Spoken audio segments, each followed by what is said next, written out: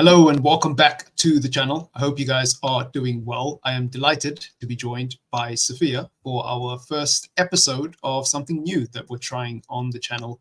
We're going to be primarily talking about United throughout today's episode, briefly touch on our thoughts surrounding the Premier League season so far, and discuss the chaos that is my beloved club, Manchester United. So, Sophia, I'm delighted to have you with me. How are you today? I'm all good, just enjoying the Norwegian weather. Even though it's fall, it looks like it's getting summer vibes, at least until the weekend is done. But I'm very happy to be here. Thank you for inviting me, and I hope that you're also doing well. Yeah, I'm doing okay. Figuring out, how to record the podcast has been a fun experience, but outside of that, I'm doing okay. And yeah, I obviously don't want to be talking about the Liverpool game. I don't want to be talking about the state of our football club. I would much rather be talking about how great Manchester United are, how many trophies we're winning, and how successful the team is. But unfortunately, that just hasn't been the case. And recently, I mean, just as recent as 6 days ago, unfortunately, it was a 3-0 drubbing at Old Trafford. And I never really got around to asking your thoughts about the game, since our last show. So, how do you feel about the game as a whole? That game was an utter shambles. Disastrous performance by the team as a whole. Ten Hag, respectfully, the setup, the structure is not working. We have to try something new because this is not it, what we're trying to do here. With leaving Casemiro in that middle, completely exposed, a veteran as him not really knowing what to do and just look confused. And you have a copy man who I love, of course, also when he's been bitten by the bug, and the likes of Masraoui as well, the Ligt who used to play for a Ten Hag, also been bitten by the bug, as I like to call it, the um, we just don't know what to do type of bug. That's when you know something is seriously wrong. So, yeah, I mean, I've slowly recovered, I've moved on from the game, but I'm not really that confident moving into the other games, as we surely will be talking about um, throughout this video. But yeah, not a good look, not a good look against our fiercest rivals at that.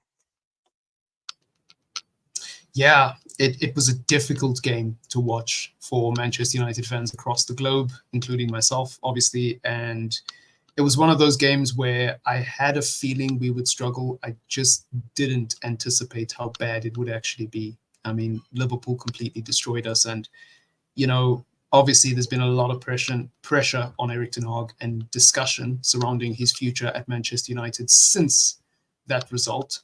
And unfortunately, it's the elephant in the room that we've got to address before we move on to individual players and other things with the club. I just feel Erik Ten Hag is quite possibly the only decision that Ineos have made that I think they will regret. I think everything else they've done this summer, from the transfer business, from the changes in the backroom staff, both the medical and the recruitment, the new coaches they've brought to the team, and as well as the executives they've hired to run the club, the new director of football, the new CEO, etc., etc. I think these are all fantastic decisions, just from a business point of view and also just from a footballing point of view. But keeping Ten Hag is one that I never really understood, and I don't want to be right. I would much rather be wrong. I would much rather make an apology video talking about how great Erik Ten Hag is at Christmas because we're flying high and playing well. But I just don't see how they recover from this. And just your thoughts on Ten Hag, because I don't know if he's going to last. I don't think it's going to last either. I mean, it really depends on how the next upcoming games go and stuff. With the first game after the international break, you got a Southampton away, early kickoff Saturday. Um, you never know, but Yeah, of course, we should be beating them. We should be slapping them up, but whether or not that'll happen is a different case. But I just feel with Ten Hag, I really liked him the first season. Ecstatic when he became our new manager. But I feel like it almost seems like he's lost himself along the way with his principle, the Ajax way that he wanted to play, and he kind of just aren't really doing any of that, and just seems like he's just a bit, I don't know, maybe anxious might not be the word, but he's just, trying to save his job, trying to just keep himself in the job, but we're not really doing much else. We're not progressing forward. Yes, we won 2 trophies. I'm happy for that. I'm not gonna, you know, discredit those 2 trophies because it was lovely to see it. But except for all of those two, what else are we really doing? The performances aren't good, and you now have gotten a lot of new players in the squad that are your players. So surely there shouldn't be legit any excuses. Of course, injuries will be there, but that goes for all of the other clubs as well. We're not the only one, but I just feel like there's not really much positives to go from with still having a Ten Hag. And like you mentioned, Marcus, it's basically with Ineos. I do think they made a mistake with keeping him. They had a chance to get somebody else, and surely I think at some point he's not going to make it past this Yeah. fall season, let alone to a December. I don't think so. We have some tough games coming up, especially I believe around October, November. That's going to be a very tough period for Man United. And we need to make sure that we can do well, because if not, our season can be done before this year is done. And that's very concerning to me, you know? Yeah, and I mean it's a tough run of games that we do have. You talk about that Southampton away game. That game is spooky. I'm not gonna lie. But the fact that it's away and the fact that it's against a relegation team should, for me, be a huge confidence booster. But it's not, because I support Man United and I know exactly how Yeah. my team is. We've got Mm-hmm. Barnsley in the FA Cup. That should be fine. Actually, it's the Carabao Cup. That should be fine. And I'm just looking at the rest of our fixtures here. I mean, we've got Porto in the Europa League. We've got a team, I don't quite know how it's pronounced, but I know that they play in the Eredivisie in the Europa League as well. Twente. We've got, Yeah. yeah, that's them. We've got FC Twente, and then we've got Spurs, we've got Porto, we've got Villa, we've got Brentford, we've got Fenerbahce, Jose vibes. If Jose wasn't their And it's manager, I think that would be a away. straightforward. Yeah, those Chelsea. Turkish crowds are crazy. So Amrabat. Amrabat will have something for us the way, you know, I don't know. I don't feel like yeah, we restored kind of that situation in the best way as well. He shall be licking his lips and saying, "I got something for you," with the likes of Fred. Hmm. yeah. Alfred Mm-hmm. plays for And Fenerbahce too, and he's been balling yes, out. and Yeah, exactly. And Uncle Mo at the wheel. Yeah, long day. Long day. I'm not looking forward to that. yeah. It's And gonna be a Porto long away night. as well. Those away Yeah, games, they are tough. They'll be tough. I watched Porto in both legs against Arsenal in the Champions League Hmm. last season, and I was so impressed with how they were able to shut down Arsenal, even though they lost and Arsenal did end up going through to face Bayern.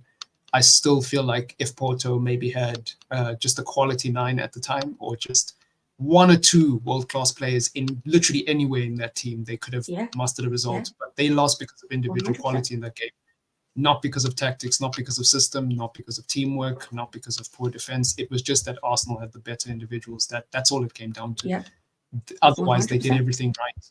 Yeah. So Porto won't be an easy game by any stretch of the imagination. And Nope. do you know what it is with Ten Hag? It's not the results. It's not the fact that we finish bottom of our Champions League group. It's not even the fact that we finish eighth. For me, it's the fact that I don't have anything that makes me believe in the long-term future with Erik Ten Hag, right? Even if he was to win Hmm. another FA Cup this season, that's not going to change my mind unless the quality of the football changes. Because one of the things that I heard someone say last week, and I can't remember who it was, I wish that I could give them credit, but it stuck with me and it made me laugh, is that if your system needs 11 world-class players, or more than just a few world-class players to actually work, then you don't have a system at all. And that's not a good system, right? Because a good system is visible even with bad players. It might not get the results, but people can tell what you're trying to do, right? And I think when I look at Erik Ten Hag, his system is too reliant on players making decisions for themselves and getting themselves out of a jam. The midfield is the perfect example of this. What he's asking Casemiro to do, Casemiro just can't do. And people can blame Casemiro. People can talk about how poor he's been. And look, he's been poor. I'm not like defending Casemiro. All I'm saying is, what do you expect to happen when you're asking a player like him to hold the midfield and distribute the ball up the midfield when that's not his strength? His strength is winning the ball back. His strength is breaking up the play. He's not a progressive ball carrier or a distributor of the ball. At least I don't think he should be. So it's no surprise that a player like him is getting completely exposed this season and last season. And there's just many other examples in the team. I don't know what your thoughts are on that. It's like you mentioned, it's really, really, really difficult. I think we should have gotten another midfielder as well alongside a Negorte. I think Yeah. Yes, with the likes of McTominay leaving, which I think it was for the betterment of the club 100%. We are also lacking kind of the extra number, at least having another person there, but getting a person that has better qualities as a midfielder than a McTominay would have been something that we would have benefited off from, but we don't have that. And with Casemiro being completely exposed to that midfield, Ten Hag has to. If Ten Hag wants to keep his job, he has to change it up. You can't keep being stubborn. You can't play with this formation with having just that one person left alone in that midfield while everybody else is up in the opposition box, and we're not even able to finish our dinner, and then we're heavily exposed in the counterattack. It's spooky, very spooky. So that is something that he has to work on. But I don't know if he's going to do that. He might just be like, you know what? Let's just try it out once Ugarte comes here. I don't know. But then again, this is the same guy that says, I'm not Harry Potter. Ugarte needs a little, he might need a few weeks and maybe even 2 months. But then, like, he played against, for Uruguay, 71 minutes, I believe, just a few hours ago. So maybe, and this is a guy that haven't even played at all really this season. So maybe it doesn't really need that much time off, because you also had a Cavimeno and a Ganacho and a Licha, to mention just a few, that haven't had any type of preseason at all, but they got just slotted in. So what's the issue? If you're ready, you're ready. Yeah, I tend to agree. And when Ten Hag says certain things, I just can't help but think that that's not the truth. And what I mean by that is, I'm not like accusing him. I am saying that he's lying, but that's not the point. The point is, I think he's drowning, right? Every manager lies to a certain extent. So I don't really want to, attack Ten Hag for that as if he's the only one who does it. My issue isn't him not being honest, because there's certain things as a manager you shouldn't say publicly anyways. I don't mind that.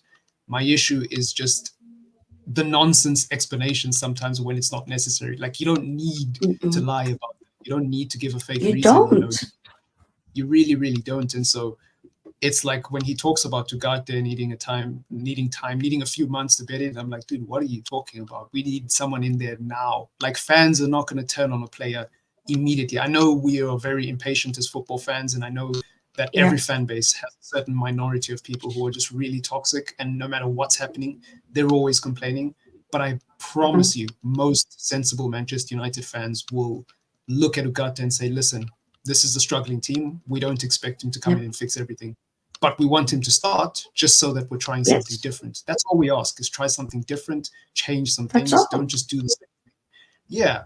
And so I think that's like the issue with Ugarte not starting immediately, if that's what Ten Hag was alluding to, So yeah, that made me laugh. And his comments just in general over the last 18 months versus his first 12 months at the club, it's like a completely different human being, because it's like something's changed, man. Something's changed, and he definitely is a man who is just drowning, quite frankly.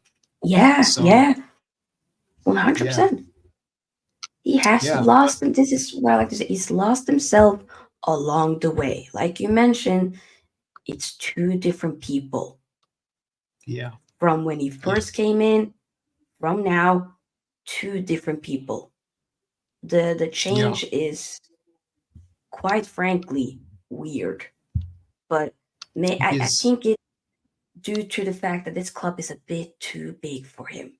I think that's the case. I think he thought Yeah. he can do it. He can't do it. It doesn't mean that he's a horrible. I don't think he's a bad coach, a horrible manager, or anything Yeah. like that. I just think he'll probably prosper 100% at another club. Surely he will. But now, here with Man United, certain men can handle it, and others just can't. And it's okay to Yeah. admit that. It's funny because didn't he say recently that, I don't know if it was LVG or another Dutch manager, but I'm pretty sure he got advice from a Dutch manager to stay away from Manchester United because the job was just a Yes, mess, it and he was decided to LVG. take it. Yes, Yeah. yeah, Yeah. he And did tell him. it's interesting that he said that before he joined United, and then he brought it up again recently. I don't know what the question was, but it was Okay. interesting that he brought that up again, because I was like, interesting. That sounds like the words of a man Mm, who's struggling. You don't have to remind yeah. us of how difficult the job is. As soon as you start reminding us how difficult the job is, and you start asking for time, and you start talking about processes when that's not what you said when you got here, that's when I give you the side eye. Mm, That's when I'm like, as a fan, yes. okay, what's going on here? I don't mind if you came in talking like that. That's a different story. I can get behind that. But if you come in Mm-hmm. talking about how you want trophies, you want to win now, and then you suddenly change your tune, it's like, Mm-hmm. yeah, I don't know. But moving on, from Ten Hag, I think, Yeah. speaking about how much he's drowning, I think it's manifested into the team. And one player, we've talked about Casemiro, obviously. I want to talk Yes. about Rashford, because I feel Okay. like Rashford's a player where it's getting to the point now where I don't even dislike him. I just feel sorry for him, Yeah. Same. because he looks like a person. I don't know if it was you or someone else, but I think you and many other Manchester United fans have said that essentially he looks like he's not enjoying his football anymore, and that he's fallen out of love with the game. Because that's what it looks That's like. me. When I watch Yep. Rashford, he looks like somebody who's just destroyed, and exhausted. Talk to me Yeah. about Rashford, because I felt like this could be a good season for him. Not a good season by what he's done in the past in terms of scoring 20 or 30 plus GA in all competitions, but better than last season. I thought that with Xerxes coming into the team, and with the fact that Eric Ten Hag is just never going to drop him, this could have been a Mm-hmm. genuine opportunity to actually, get some decent numbers. And it's seeming more and more like that's just not going to be the case. Yeah. No, it's like you said. I truly believe this. He's lost himself along the way. This same thing goes with Rashford as well. It looks like he just does not enjoy his football Mm, anymore. I don't like being, saying like, "Oh, he's lazy and this and that." I don't like using that type of language towards yeah, certain players. And with the Rashford, it just looks like, okay, I'm here, I'm playing, but like, I don't really want to be here. I don't really. yeah, It's like I've been there with certain workplaces where I clock in, clock out. I don't really want to be here. yeah, Like, and it yeah, almost shows like to some extent. Like you can only go long enough for it to then people start to notice yeah, something ain't right with something ain't right. yeah, yeah. Something's not I really agree. right. So I agree. I and also I feel like it's a big disconnect between him and the fan base. Very big disconnect. From when he first broke through about like it's been 8 years now, people. 8 years. Over eight Yeah, years as he broke that's through crazy. from the academy straight into the team. It's not like he was just Yeah, slowly embedded. There was no other options up front. Nada. Rooney was everybody was injured up top. We had nothing. And then Van Gaal was like, Broski, come. He's playing. He started. He started several other games after that, and he never looked back. yeah, There's never been like an easy way for a Marcus Rashford into this Man United team. He's just kind of been thrown into it, and he's taken it and never looked back since. Big up to him. But Yeah. Few years after that, it's been a bit of a roller coaster, lots of ups, lots of downs as well, and very inconsistent. That is kind of the key word here, Marcus. It's inconsistent with your Yeah. fellow brother, Marcus Rashford, right? So it's just Yeah. right. So Yeah. yeah, it's sad. I think for me, most likely, if this still continues throughout the Yeah. season, surely next season he has to be going. He has to go. Yeah. Because this is toxic. This is not healthy for. It's not good for you, but it's also not good for us. None of it. Yeah. And I don't want this to be like because with the Liverpool game, there he was getting boos. People were Yeah. booing him. Like it's gotten Yeah. toxic. This is not good. And also, I'm not going to sit there and talk about the questioning one's mental health and stuff like that. But surely that can't be Yeah. good. And he's talked about very openly that he struggled. So this doesn't help. And he just Yeah. hasn't been able to click. And Ten Hag doesn't help him either by still picking him week in and week out. So for me, I think with a Rashford, if it goes, no hard feelings from me. I wish him all the best, and I hope he prospers. But I wanted it to be that he was going to be here for the rest of his career. But at this point, that's not going to be the case. He will be leaving, whether that'll be by the end of this season or maybe seasons and so forth after that. I don't know. But if what Omar Barada, the CEO of Man United, here when he, just a few weeks, months ago, was saying, okay, after 2 years, players probably should be going if they're not performing. And it's been more than 2 years for Marcus Rashford. Yeah, he had incredible, last year and stuff like that. But either way, we see very little of it. And I think he has to go at some point Yeah. after this season. No, I think you're spot on. I think you're spot on. And the thing is, like, I've wanted Rashford to go for a while, but at the same time, I don't think he's a terrible footballer. No. I don't think he'll ever be world class. I don't think he'll ever be as good as people thought he was going to be. But Mm, I still think there's a decent player in there. And the thing about Rashford is one thing I do know about him is that he's very hot and cold. And he's been so bad for so long that I can't shake this feeling that at some point he's just going to go on a run of 5 to 10 games where he just scores. And he might not be performing the best, he might not be at his best, but just him getting those goals, him getting that GA, we're going to see the messages from people on Twitter, the posts, let your disrespect be as loud as your apologies, blah, blah, blah. Or your other way that's around, too let your dumb. apologies be as loud as your disrespect. We're going to see that soon, because it always happens with Rashford. It's inevitable, Maybe. Yeah. or is it? Because could this be another bad season? I just honestly, it wouldn't surprise me. It's just typical of Rashford when he's at his lowest point to just turn it all around for a month or two and then go back to being bad again. That's what he does, and I'm just waiting for the purple patch, man. He's just one of those players, and I think you're right. The inconsistency is too much. So even when that purple patch does come, you won't hear me suddenly asking him to be kept at the club. I'll keep the same energy. That purple patch Mm-hmm. can last 15 games, can last 20 games. I will keep the same energy because for me, I've seen it all before with Rashford. There's so many Yeah. players in the world of football who are like that. They have these hot and cold streaks, and I think for him, Mm-hmm. it's just best for everyone involved if we cash out on him and he moves on, Yeah. and even if we don't cash out with the big transfer fee, the fact that he's an academy graduate means we'll make a profit anyways as a club. Exactly. So it's one of those where there's no downsides to it apart from certain people feeling some type of way about it, because I know that Rashford Mm-hmm. still has a very loyal section of the United fan base that's still Oh yeah, backing yeah, him. But one even hundred those people percent. yeah, Yeah. but even those people Even are those starting to turn. people. Yeah. Exactly. Like Yeah, you said, even when those people are slowly starting to turn, that's when it's like, yeah, oh, it might be peak now. You know. yeah, So yeah, we'll have to wait and see how that goes. But I don't know. I hope for me there's no agendas. I want every player that wears this shirt to prosper because it helps my team either way. Like that would be good for my team. So I don't want to be like, oh, I told you so. This and that. I don't care. I don't care. Yeah. Do well, please. Prosper. Do wonderfully. I hope he starts to cook. I want him to cook. He's one of our own. Of course, I want to see him cook.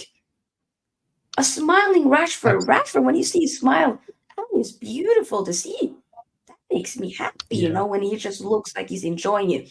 Right now, it doesn't look good, and it's sad to see. Yeah, Really he really, really doesn't. He really, really doesn't. And he's not the only one. I think there's so many players in that Manchester United dressing room who've proverbially kind of down tools, whether consciously or subconsciously. That's up to you to make your own mind up. But I think subconsciously this team has given up. And you use the analogy of coming into work when you don't feel like it. It's the perfect analogy to describe this United team. So on that note, since we are coming towards the end, the PL season is only 3 games in. Obviously, we're on an international break right now, but I would like to get your thoughts on where you think United are going to finish the season. Has that changed at all since your pre-season predictions? Because, I mean, yes, 3 games is a bit reactionary to be changing predictions, but I think a lot of Manchester United fans are going to be feeling like, okay, maybe we're not going to do as good as I thought, because I saw a lot of people putting United in the top 4. And in the top 5, with potentially getting Champions League football. And I'm not taking shots at those people, by the way. I come in peace. I'm not here to say I told you so or anything like that. I am one of those people. I'm that person. Yeah, so I come in peace. I want everybody to know this is not an I told you so, because it's way too soon for that anyways. Has that changed at all? Oh, yeah. I mean, as I just said, I was one of those people that said top 4, but I wasn't like super confident. I said, I think we can get top 4 looking at the transfer window. Surely, Ten Hag, like this, you should turn it around. Like we saw it with the first season. There was, the home game record and all that. Like, surely, no. And you said, like you also did say, though, yes, 3 games, it's reactionary 100%. Let's be my head was hot after that Liverpool game, but I've calmed down, but I still just looking at that game in isolation. And I also have to take into account the comments that he made. It just maybe be like, as long as he's here, I just don't think we're going to do it. I think it's going to be, I was saying 4th. Now I'm like between 5th and 6th place, basically. So we'll just about finished outside of the top 4 if he's still here. However, if and when a Ruth Van Nistelrooy takes over, I might change my mind again. Bring me the manager bounce, the Ole Gunnar Solskjaer vibes, all of that. Let's do it again. I might be, I'm telling you, it'll be kumbaya sessions for me. I saw someone saying bring in Ruud till the end of the season, and I was like, oh, here we go again. And the funny thing is, I actually wouldn't mind it as long as we didn't gift him a 3-year contract, because people saying let's not do that. No. I can be okay with this season. I'll be fine with that. Yeah. Try that, because it's a bit difficult to find somebody like a new permanent manager right now, at least depending on who we're looking at. So, I mean, I would have loved to have gotten a Nagelsmann, but he won't be available until after the World Cup, and that's in 2 years from now. So, yeah. I think Amarin is the only manager that I can think of who would be gettable. Because I can realistically see him leaving Porto even mid-season for a big job, but it would have to be a really good project, and the money would have to be too good to turn down. So he's the only manager that I can really think of on the market right now that is kind of one of the highly sought after managers that looks attractive and appealing. But I don't think we're going to find someone like Ten Hag for a while. And when I say like Ten Hag, I mean the sort of up and coming manager who's already at a big club doing really big things. Yes, Ajax as big as United, but they're a relatively big club in Europe. I don't know if there's any managers like that. It seems like a lot of clubs now are going for managers who are sort of I don't know, lesser known. You look at Bayern with Vincent Kompany. You look at Chelsea with Enzo Maresca. It seems Yeah. like that's the new direction. So if United do Yeah. decide to sack Erik Ten Hag, it could be that we're sat here doing research on a completely new manager, and everybody's like, I don't know where we're Maybe. going to finish, because we don't know how good this guy is. But Yeah. those are all conversations I guess we can revisit in the future. Yeah. Sophia, it's been a pleasure for the first episode of the podcast. Hopefully there will be more. Final thoughts to wrap up. Do you have any thoughts on sort of any other teams in the Premier League? I know that Chelsea's been a huge talking point with obviously poaching Jadon Sancho from us, but also just being such a, what's the word? They're such a bipolar team in terms of like, Yeah. one week they can score lots of goals and then next week look absolutely poor. Any thoughts on them or other teams in the Premier League? Chelsea, they're not fooling me whatsoever. I mean, oh, I feel like a lot of people completely changed their mind and was like, "Oh my God, Chelsea!" After like this, the way they slapped up Wolves in. Okay, they Yeah. scored 6-2. I hear it. 45 By minutes the of way, one good game. by the Go way, ahead.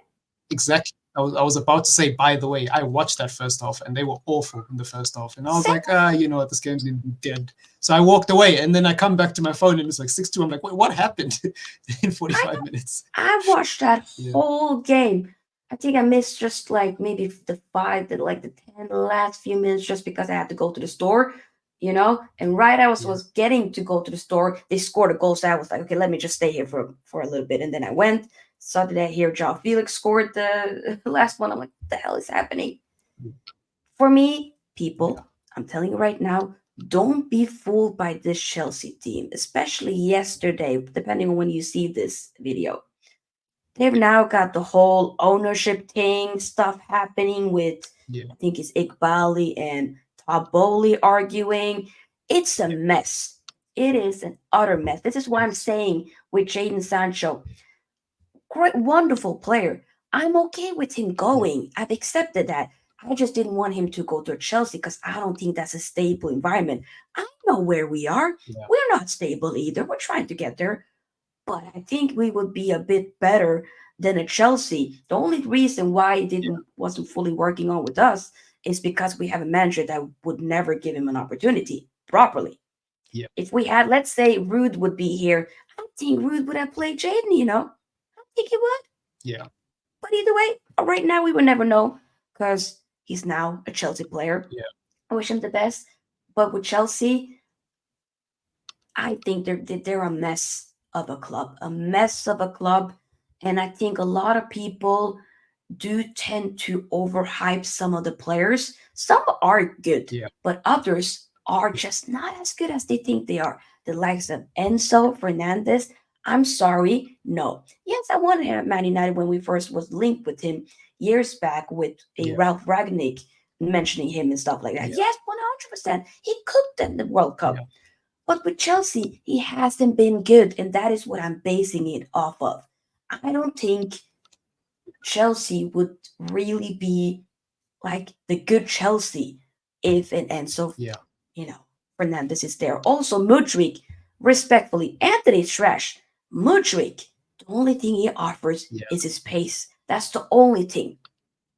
Other than that, Yeah. what else does he offer? Give me 5 minutes, and I can do more than what Mudryk. Just let me just go get in my prime days years ago. Huh, trust Yeah. me, Yeah.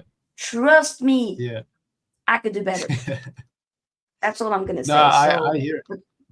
I hear it. you know, Yeah, I hear it. I think Chelsea are in an interesting place at the moment. It must be a strange time to be a Chelsea fan because on the one hand, I hear a lot of Chelsea fans who are excited and optimistic, maybe not about their club strategy and what's happening with their owners, but on the pitch, they think there's a lot of potential to really cause chaos. They may not finish in the top four, but they definitely will have results where they really proud team this season.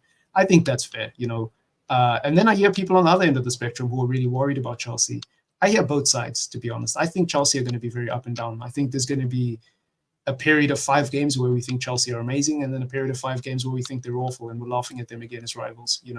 I don't think Chelsea are going to make top fours comfortably, as some of their fans are saying, even though it's Nope. a minority. It's a very loud minority and a deluded minority, if I might add. Very deluded. I also agree with you about some of their overhyped players. Enzo was a player that I was gutted to see go to Chelsea. I was upset, but you know what?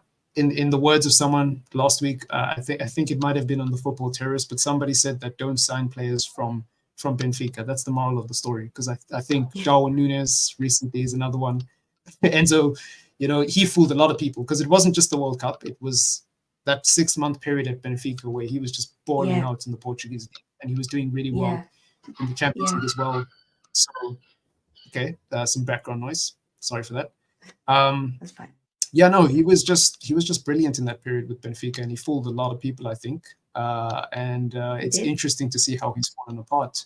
But I still think there's a quality player in there, the same way I think there's a quality player in Caicedo and a few other players that Chelsea have signed, Lavia as well. Mm-hmm. I try not to judge their individual quality too much, because I know how chaotic Chelsea are as a club.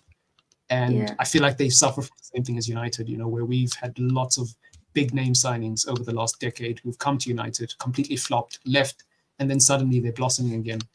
That happens sometimes, and I think Enzo might be one of those cases. I will say his little incident with Argentina, that kind of made me dislike him a lot more as a player. And it's hard to defend a guy like him at the moment when you couple his off-field antics as well as just how bad he is on the pitch. So it is worth pointing that out before somebody goes off to my head in the comments. But yeah, Sophia, it's been a pleasure. There is so much we didn't discuss. Arsenal and their performances, Man City potentially doing a 5-peat, which makes me sick.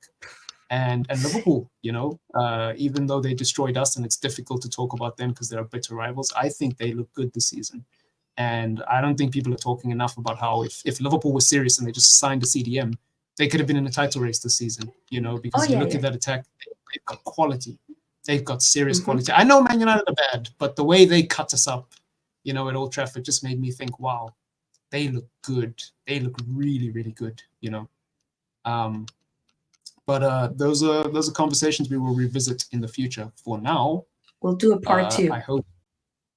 Yeah, definitely. I hope that you guys did enjoy this episode. If you did stick around all the way till the end, you're a real one. Thank you so much. And I hope you enjoy the rest of your Saturday evening. Until next time, peace.